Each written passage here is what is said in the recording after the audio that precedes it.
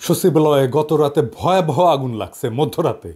এই ভিডিও যখন রেকর্ড করা হয় তখন এলজিআরডির ৭ম তলা এবং ৮ম তলায় রোডস অ্যান্ড হাইওয়েজের যে মন্ত্রণালয় সেইখানে আগুন লাগছে। মাঝখানে একজন দমকল কর্মীকে ট্রাক চাপা দিছে, মারা গেছে শুনলাম। ঠিক কেন লাগলো এটা বলা মুশকিল। আগুনের দুর্ঘটনা অনেক উন্নত দেশেও হয়, কিন্তু সচিবালয়ের মতো গুরুত্বপূর্ণ স্থাপনায় এইভাবে ভয়াবহ আগুন লাগার ঘটনা কোনো সাধারণ ঘটনা না। এখনো পর্যন্ত আগুন নিয়ন্ত্রণে আনা যায়নি। আমরা নজরে রাখতেছি কোনো ভিন্ন উদ্দেশ্য নিয়ে আগুন লাগানো হয়েছে কিনা তা আমরা জানতে পারবো। কী কী ক্ষতিগ্রস্ত হয়েছে সেইটা দেখা, বিশেষ কইরা অর্থ পাচার বা দুর্নীতির ফাইল বা বিডিআর হত্যাকাণ্ড সংক্রান্ত ফাইলগুলো ক্ষতিগ্রস্ত হয়েছে কিনা তা আমরা জানতে পারবো। সাধারণত সকল গুরুত্বপূর্ণ নথির একাধিক কপি থাকে। অনেকে মনে করতেছেন যে সচিবালয়ে আগুন লাগায় সব নথি নষ্ট করে দেওয়া যাবে, তা সম্ভবত ঠিক না, সম্ভাবনা কম। আমি সরকারকে দ্রুততার সাথে জাতিকে জানাইতে বলবো কী কী নথি ক্ষতিগ্রস্ত হয়েছে, কী কী নথি পুনরুদ্ধার করা যাবে, কী কী নথি একেবারেই পুনরুদ্ধার করা যাবে না, কত সম্পদের ক্ষতি হয়েছে, এটা নিয়ে একটা সুস্পষ্ট ঘোষণা জাতিকে দিতে হবে খুব শীঘ্রই। হাসিনার দোসরদেরকে সচিবালয়ে ভালো ভালো পোস্টে রাখলে এরকম আগুন লাগবেই। 2 দিন পর প্রধান উপদেষ্টার কার্যালয়ে যে আগুন লাগবে না তার কোনো নিশ্চয়তা নাই। যাই হোক, আসেন আজকের আলাপে আসি। এই জিনিসটা দেখছেন আপনারা সকলে যে বঞ্চিত 764 কর্মকর্তাকে ভূত অপেক্ষা পদোন্নতি দিচ্ছে সরকার। 119 জনকে সচিব, 41 জনকে গ্রেড 1 মানে সচিবের সমান বেতন গ্রেড, 528 জনকে অতিরিক্ত সচিব, 72 জনকে যুগ্ম সচিব এবং 4 জনকে উপসচিব পদে পদোন্নতি দেওয়া হবে। এবং এই ভূত অপেক্ষা পদোন্নতি এটা বাস্তবায়নে বকেয়া বেতন, আনুতোষিক এবং পেনশন বাবদ এককালীন 42 কোটি টাকা এবং পরবর্তীকালে পেনশন বাবদ বার্ষিক 13 কোটি টাকা বরাদ্দ করার কথা বলা হয়েছে। প্রত্যেক বছর 13 কোটি টাকা করে বরাদ্দ লাগবে অ্যাডিশনাল। এই সময় তো 42 কোটি লাগবেই, এরপরে প্রত্যেক বছর 13 কোটি টাকা এগুলোকে পাওয়ার জন্য লাগবে। এই সরকারকে যে কী করা দরকার মাঝে মাঝে বুঝতে পারি না। মাঝে মাঝে কথা বলেও আমাদের সাথে, শোনেও কথা। এই যে বিডিআরের কমিশন নিয়ে রিকমেন্ডেশন চাইছিল, দিছিলাম, শুনছে, কিন্তু এইটা যে করলেন প্রশাসন নিয়ে আলাপ করেছিলেন কারোর সাথে, কারণ মতামত নিছিলেন? নেন নাই, আমি শিওর। মতামত নেওয়াটা এই কারণে জরুরি না যে আমারে বা কাউরে গুরুত্ব দিতে হবে, জি না।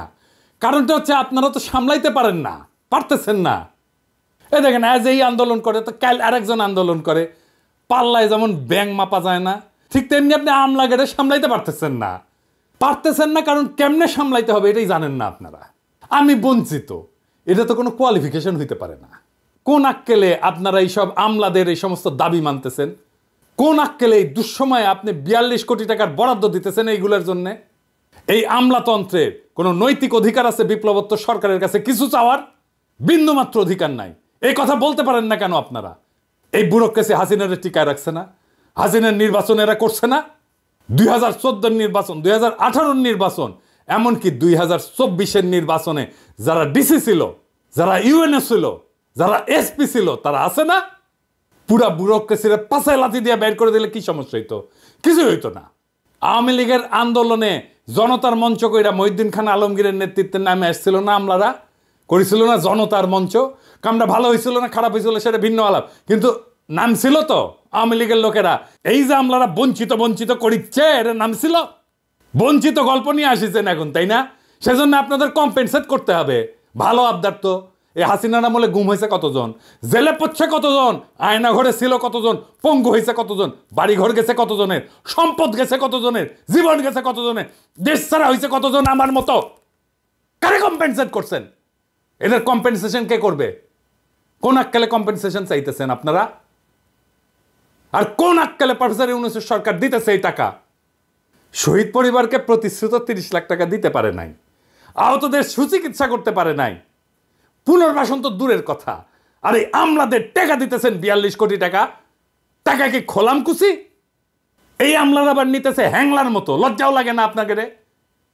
চিনেছেন সারা জীবন ঘুষের টাকা গোনা, আর লোভ ছাড়া তো কোনো বৈশিষ্ট্য নাই রে ভাই আপনাদের। কোনো সরকারি কর্মচারীদের যদি সত্যিই কম্পেনসেট করতে হয় তাইলে সেটা সামরিক বাহিনীকে করতে হবে। সামরিক বাহিনীর নির্যাতিত, বঞ্চিত, চাকরিচ্যুত অফিসার সৈনিকেরা এই লড়াইয়ে ছিল, ভূমিকা রাখছে যে যার অবস্থানে থেকে। এরাই গুম হয়েছে, এরাই চাকরিচ্যুত হয়েছে, এরাই দেশ ছাড়া হয়েছে। একজন আমলা গুম হয়েছে, একজন আমলা জেলে গেছে, একজন আমলার চাকরি গেছে। এরা দেশে বিদেশে থেকে বিরচিত ভূমিকা রাখছে। শুধু তারাই না, তাদের পরিবার নিয়ে ডিএইচএস এ মিছিল করেছে, সাবেক আর্মি চিফ সহ সিনিয়র অফিসাররা প্রকাশ্যে মিটিং করেছে, বিবৃতি দিছে, সমাবেশ করছে। দেখেন ইকবাল করিম ভুইয়া কি কইতেছেন, 4ই আগস্টের কথা এটা। দেশের নীতি নির্ধারকরা যদি বিবেক, বুদ্ধি ও হৃদয়হীন হয়ে না পড়তেন তাহলে গত কয়েক সপ্তাহে বাংলাদেশের ইতিহাসের সবচেয়ে বড়, করুণ ও মর্মান্তিক এই হত্যাকাণ্ড সমূহের ঘটনাগুলো ঘটত না। সুস্থ মস্তিষ্কের কোনো বিবেকবান মানুষের পক্ষে দেশে এমন একটা যুদ্ধ পরিস্থিতি মেনে নেওয়া সম্ভব না। আমরা নিজেরা নিজেদের সাথে যুদ্ধ করতে পারি না।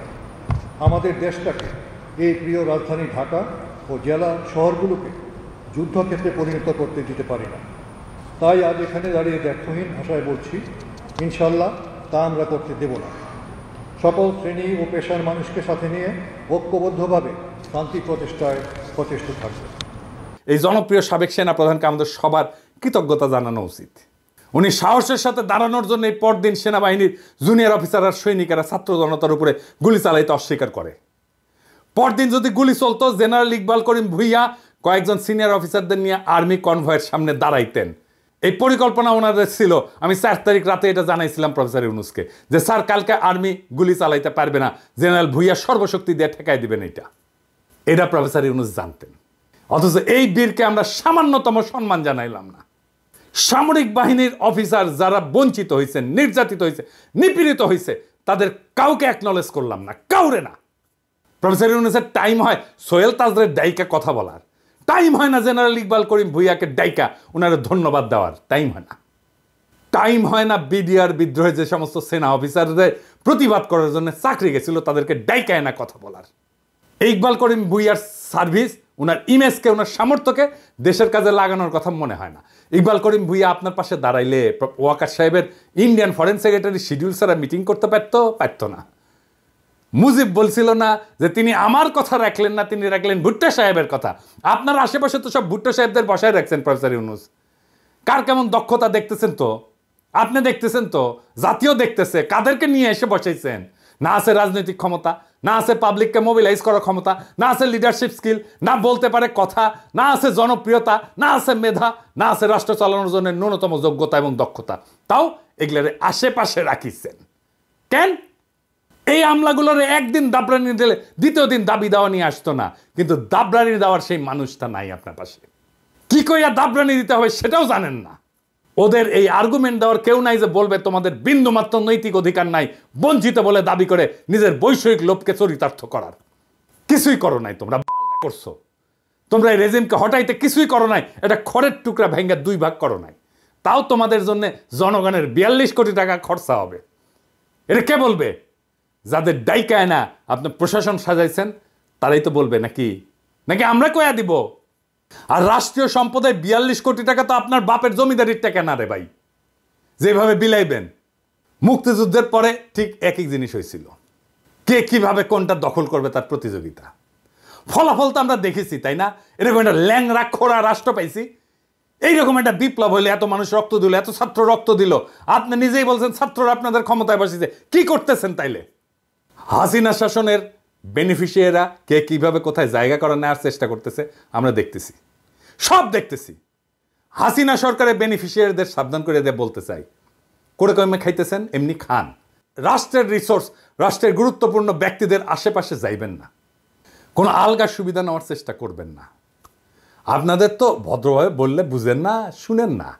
লোভ তো 2 চোখ ভরা চকচকা লোভ। মায়ের বুঝেন, মায়ের ভার্চুয়াল ম্যান না, একদম লাঠি দিয়া ম্যান, বেদম পেটানো হবে, একদম ধরে রাস্তায় ফেলে পেটানো হবে। ওইটা করতে পারবো আমি, ওইটা করা হবে, কেউ বাঁচাইতে পারবে না। আগে থাকতে সাবধান হয়ে যান। আমি আর ইলিয়াস বলছিলাম শহীদ পরিবারদের প্রতিশ্রুত 30 লক্ষ টাকা দিয়ে দিবেন, 2 মাস সময় দিছিলাম। আজকে আবার মনে করায় দিলাম প্রফেসর ইউনূসের সরকারে। এই প্রসঙ্গে আজকে আমার ফাইনাল আলাপ। জুলাই আগস্ট বিপ্লবের আহত আর শহীদ পরিবারের দায়িত্ব আর পুনর্বাসন নিয়ে আপনাদের দীর্ঘসূত্রিতার পরিকল্পনাহীনতা ক্ষমাহীন পর্যায়ে পৌঁছেছে। আপনাদের না আছে পরিকল্পনা, না আছে উদ্যোগ, না আছে সেন্সিটিভিটি। আমি সুইডেনেও জুলাই ফাউন্ডেশনের জন্য অনুদান দেওয়ার ব্যাপারে ক্যাম্পেইন করে আসছি। আপনারা যদি কাজটা শুরু করার আগে আলাপটা করতেন, তাহলে আরো ইনোভেটিভ আইডিয়া, সৃজনশীল আইডিয়া দিতে পারতাম। ওটা তো করবেন না, আমাকে তো মানুষ বলে মনে করেন না। বিপ্লবের স্টেক হোল্ডার বাদ দেন, মানুষ বলেই মনে করেন না আপনারা। আমাদের সমাজের একটা শক্তি আছে, সেই শক্তিকে কাজে লাগাইতে হইতো। সেটা করলেন না, শুনলেনও না কিভাবে এটা করা যায়। এখন পারতেছেন না, না পারতেছেন চিকিৎসা দিতে আহতদের, না পারতেছেন শহীদদের পরিবারদের পুনর্বাসন করতে। আমি নিজে ব্যক্তিগতভাবে 2টা পরিবারের দায়িত্ব নিছি, আনাসের পরিবার আর রাখির দায়িত্ব নিছি বাবা হিসাবে। আনাসের বাবা একটা সম্মানজনক চাকরি করতেছে, রাখি এখন চাকরি করতে পারবে না, কারণ ওর বাচ্চাটা ছোট। তাই আমি ওর পুরা পরিবারের দায়িত্ব নিছি। রাখি আগের বাসায় আছে, বাসা ছাড়তে হয় নাই। টাকার অভাবে ওর গয়না বন্ধক দিয়ে টাকা ধার করছিল 3.5 লাখ টাকা, সেটা ছাড়াই আনছে ও টাকাটা শোধ দিয়া। ওর পরিবারের সকল খরচ আর সন্তানের লেখাপড়ার দায়িত্ব আমার। খোদা তাআলা আমার সামর্থ্য দিছে, চাইলে আমি আরও শহীদ পরিবারের দায়িত্ব নিতে পারবো, আমি নিবও সেটা। রাখির জীবন যেন নিশ্চিন্ত আর নির্বিঘ্নে কাটে, তার জন্য সব কিছু করবো, যা যা করার দরকার করবো, যার যার দায়িত্ব নেব, প্রত্যেকটা পরিবারের আমি সব কিছু করবো। রাখির সাথে কথা হইলে দেখেন সে কত নিশ্চিন্ত থাকে, নির্বিঘ্ন থাকে। ইদানিং আমার মতো 1 লাখ পিনাকি আছে, আরো বেশি আছে বাংলাদেশে আছে, যারা রাখিদের আনাজদের পরিবারের দায়িত্ব নিতে চায়, আন্তরিকভাবে চায় এবং নেবেও। তারা তাদের শক্তিকে কাজে লাগাইতে পারতেন। এই যে মডেল আমি দিলাম রাখিরে নিয়া, আনাসরে নিয়া, এটাই হয়তো আমাদের জুলাই শহীদ পরিবার আর আহতদের পুনর্বাসনের সবচেয়ে সাস্টেনেবল মডেল। আর এই মডেল তো আমার না, প্রফেসর ইউনূসের দেখানোর কথা ছিল, ঠিক কিনা? প্রফেসর ইউনূস একটা শহীদ পরিবারকে নিজের কাছে রাখতে পারতেন না? চাকরি দিতে পারতেন না? দায়িত্ব নিতে পারতেন না? অবশ্যই পারতেন, ব্যক্তিগত সামর্থ্য পারতেন। ওনার নিজের প্রতিষ্ঠান আছে না, ইউনূস সেন্টার আছে না? একটা পরিবারের দায়িত্ব নিতে পারে না? নিছে? নাই। ওনার উপদেষ্টারা পারেন না প্রত্যেকে একজন করে পরিবারের দায়িত্ব নিতে, আহত বা শহীদ পরিবারের?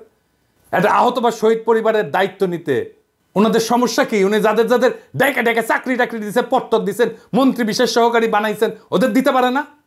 তারা একজন করে দায়িত্ব নিতে পারতো না? দেখতেন সামাজিক উদ্দীপনা তৈরি হতো সারা দেশ জুড়ে শহীদ আর আহত পরিবারের দায়িত্ব নেওয়ার। ঢাকা শহরে কত মুরব্বী বাচ্চা কাচ্চা বিদেশে থাকে, একা থাকেন, বিশাল বড় বাড়ি ফাঁকা পড়ে থাকে। রাখির মতো একটা মেয়ে আর রাখির মেয়ের মতো একটা নাতি পেলে ওনাদের জীবনটা আনন্দময় হইতো। রাখির মতো শহীদের স্ত্রীকে নিজের কাছে সন্তানের মতো আগলায় রাখতেন। এরকম অসংখ্য পরিবার পাওয়া যাবে যারা এই কাজ আনন্দের সাথে করতেন। শুধু সামর্থ্যবানেরা, এমনকি নিম্নবিত্তরাও এই কাজ করতে আগে আসতো। আমার বাবা তো দরিদ্র স্কুল টিচার ছিল, আমাদের বাসা পুড়াই দিছিল 71-এ। আমরা রান্নাঘরে থাকতাম, বাসার রান্নাঘরে থাকতাম একটা ঘরে। সেই বাসাতেও একটা বিহারি পরিবারকে আশ্রয় দিছিলেন বাবা, আমাদের সাথেই থাকতো। পরিবারের শেষ সদস্য একটা মেয়ে ছিল, আমি দিদি বলে ডাকতাম। উনি জীবনের শেষ দিন পর্যন্ত আমাদের বাসাতেই ছিলেন এবং আমাদের বাসাতেই শেষ নিঃশ্বাস ত্যাগ করছেন। আমিও তারে বড় বোনের মতোই দেখতাম, উনিও আমার ছোট ভাইয়ের মতোই স্নেহ করতেন। মির্জা ফখরুলের বাসায় শুধু ওবায়দুল কাদের থাকবে কেন? একটা শহীদ পরিবার আশ্রয় নিতে পারে না? যে মির্জা ফখরুলের বাসায় তো আছে না ওবায়দুল কাদের? পালাবো না, দরকার হলে মির্জা ফখরুলের বাসায় গিয়ে থাকবো। কি থাকতে দেবেন? ঠাকুর গায়েটা বাড়ি আছে না, এই যে দেখেন। পালাবো না, কোথায় পালাবো না, প্রয়োজনে ফখরুল সাহেবের বাসায় গিয়ে উঠবো। কি জায়গা দেবেন? না হলে ঠাকুর গায়ের বাড়ি আছে না, ওই বাড়িতে গিয়ে উঠবো। নির্বাচন করে তো মাথা খারাপ করে দিতেছেন সবার। তো দায়িত্বটা কি নিছেন বলেন? দায়িত্ব কি নিছেন? সব দলের এমপি ইলেকশনের নমিনেশন যারা নেবেন তাদের দেখাইতে হবে কোন শহীদ আহত পরিবারের দায়িত্ব নিছেন। দল থেকে না কি দিচ্ছেন সেটা না, আমরা জানতে চাই আপনি নিজে কি করছেন, নিজে ব্যক্তিগতভাবে কি করছেন, আপনার বাসায় আছে কিনা। আগামী বাংলাদেশ সেই নেতা চায় যারা কথায় না কাজে বড় হবে। কাজ দেখান দায়িত্ব নিতে পারেন। এটা শহীদ পরিবারের দায়িত্ব নেওয়ার হ্যাডম নাই, দেশের দায়িত্ব নেবেন। হ্যাঁ, খালান হাইচানি আর কেউ আমাদের ধরেন, আগে দেখান আপনারা পারেন দায়িত্ব নিতে, তারপরে ভোট চাইতে আসেন।